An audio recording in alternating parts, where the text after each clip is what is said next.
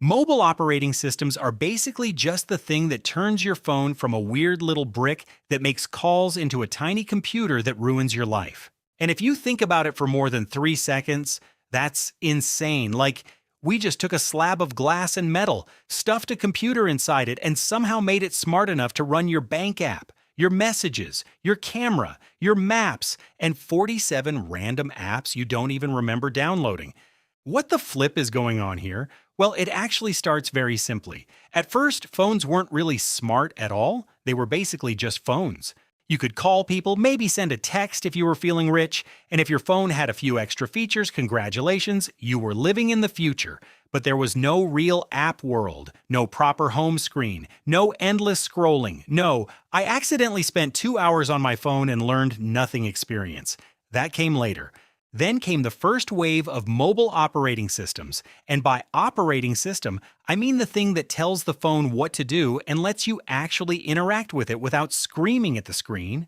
Early versions were clunky, weird, and very much not designed for the way we use phones now. They were more like pocket computers for people wearing Bluetooth headsets in 2006 and pretending they were in a spy movie. You had stuff like Symbian, BlackBerry OS, Palm OS, Windows Mobile, all trying to figure out what a phone should even be.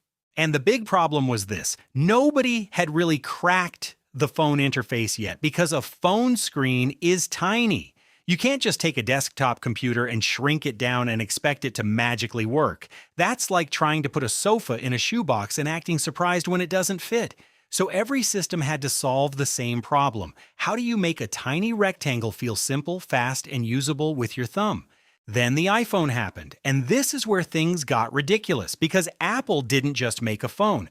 They basically changed the whole idea of what a phone operating system was supposed to be. Suddenly, the phone was touch first. No stylus nonsense, no tiny keyboard torture.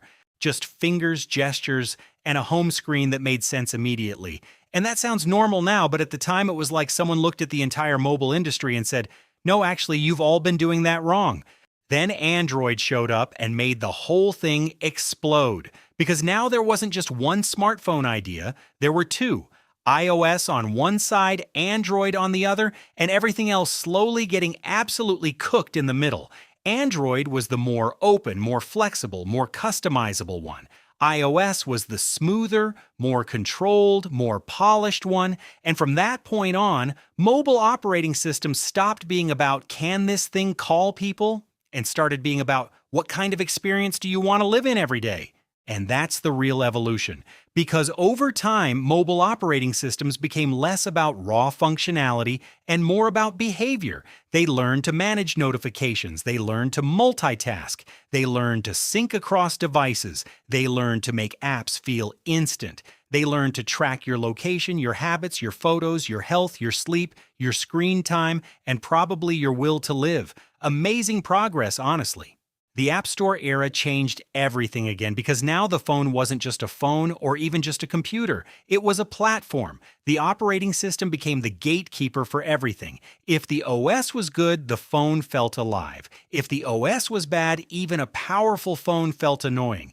That's why people still care so much about iOS and Android updates. It's not just new features, it's the entire personality of the device.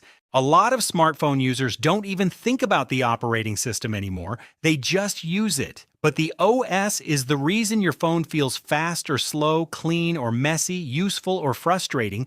It's the invisible layer sitting under every tap, every swipe, every notification, every app, every doom scroll session, every accidental bedtime Wikipedia spiral. So yeah, mobile operating systems evolved from basic phone software into the thing that basically runs modern life. And we all just accepted that a rectangle in our pocket could become the center of our entire day, which is either incredible engineering or a massive prank that got out of hand. Anyways, now you know how mobile operating systems evolved. Go forth and appreciate the tiny computer that holds your entire brain hostage. That'll cost you 1 subscribe and 1 like if you enjoyed this little trip from stick, rocks, and water to the machine you check 147 times a day.